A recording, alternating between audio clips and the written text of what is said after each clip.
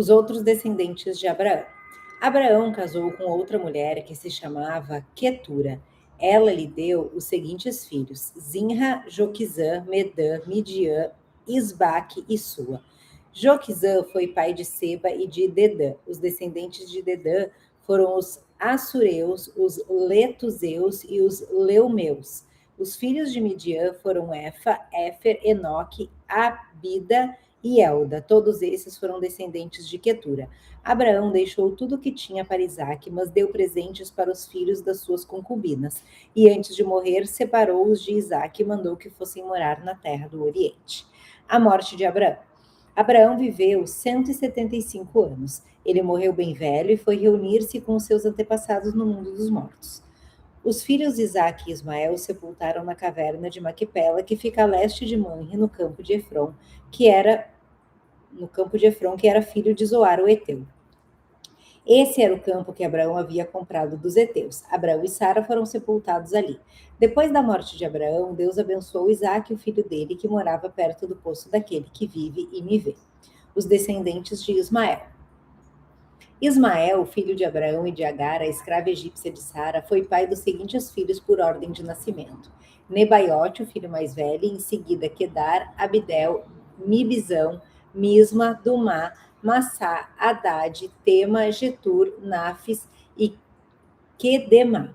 São esses os 12 filhos de Ismael. As suas terras e os seus acampamentos receberam os nomes deles. Cada um era chefe da sua própria tribo. Ismael tinha 137 anos quando morreu, indo reunir-se assim com os seus antepassados no mundo dos mortos. Os descendentes de Ismael viveram na região que fica entre Avilá e Sur, a leste do Egito, ao longo da estrada que vai para a Síria.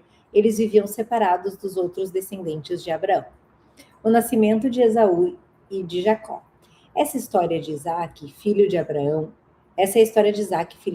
Isaac tinha 40 anos quando casou com Rebeca, filha de Betuel, irmã de Labão. Eles eram arameus e moravam na Mesopotâmia. Rebeca não podia ter filhos e por isso Isaac orou a Deus, o Senhor, em favor dela. O Senhor ouviu a oração dele e Rebeca ficou grávida. Na barriga dela havia gêmeos e eles lutavam um contra o outro. Ela pensou assim: por que está me acontecendo uma coisa dessas? Então foi perguntar a Deus, o Senhor, e ele respondeu: no seu ventre há 2 nações. Você dará à luz 2 povos inimigos. Um será mais forte do que o outro, e o mais velho será dominado pelo mais moço.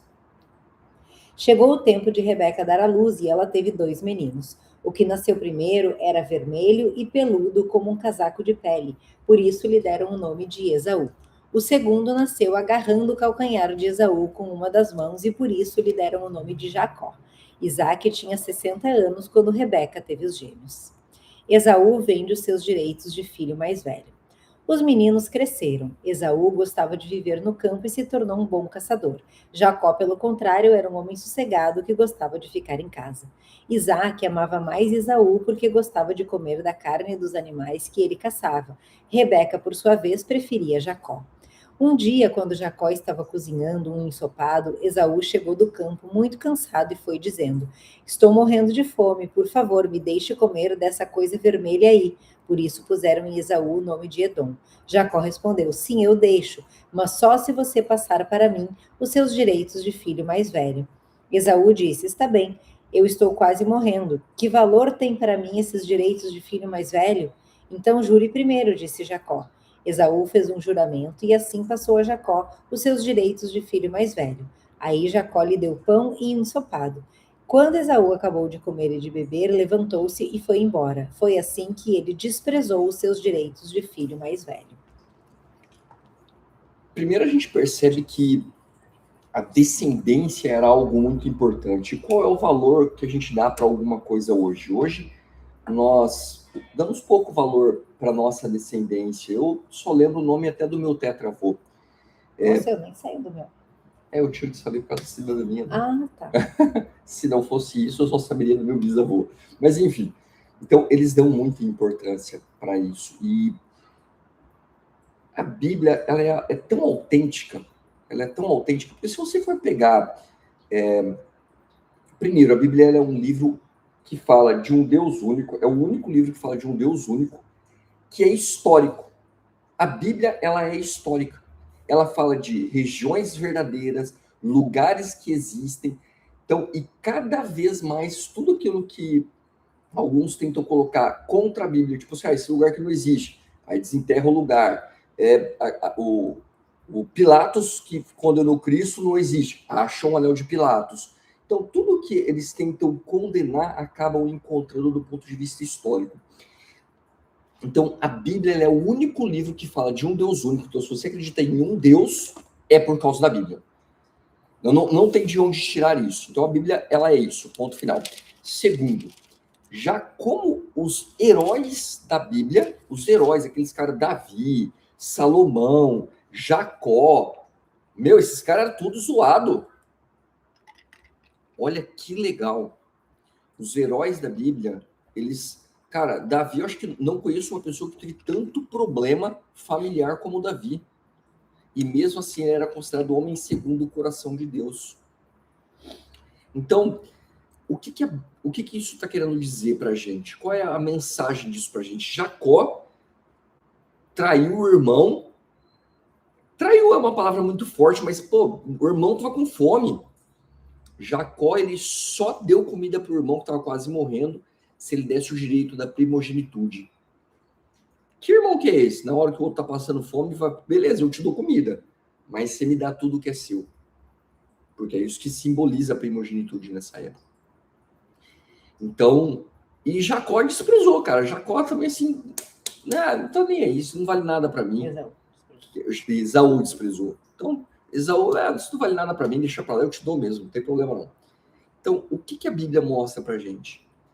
Que os heróis da Bíblia, o povo real da Bíblia, tinha dificuldades gigantescas, era tudo ramelado, igual eu, igual você, era pecador, e mesmo assim se voltou para Deus, e Deus esteve lá por eles.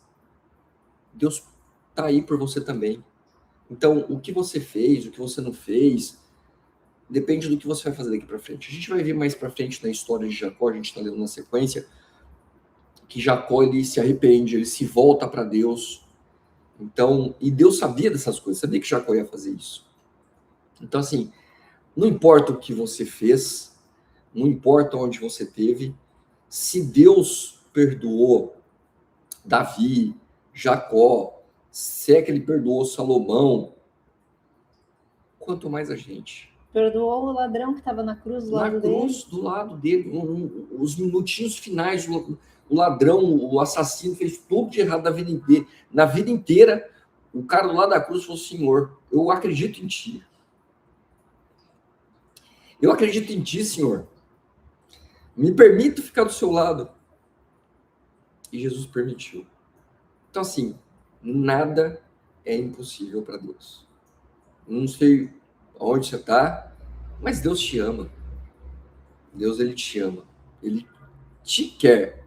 Basta você entregar para Deus. Ontem a gente falou uma coisa muito legal. Muitos acreditam em Deus, poucos se entregam para Deus. Porque uma coisa é você acreditar e você honrar, você... Honrar, acho que não é nem a palavra. Me faltou a palavra agora.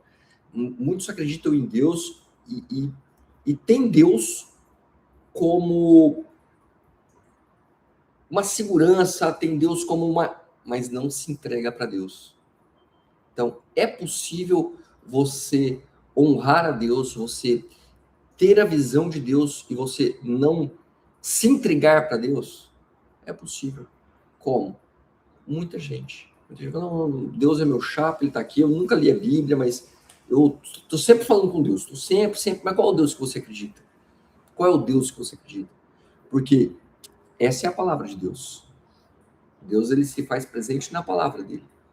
Então, você acredita num Deus que foram contando para você, que um pastor conta para você, que todo domingo alguém te fala a respeito dele? Ou é nesse Deus que você acredita? Se você acredita em Deus, leia a Bíblia. Leia a Bíblia. Porque essa é a palavra de Deus.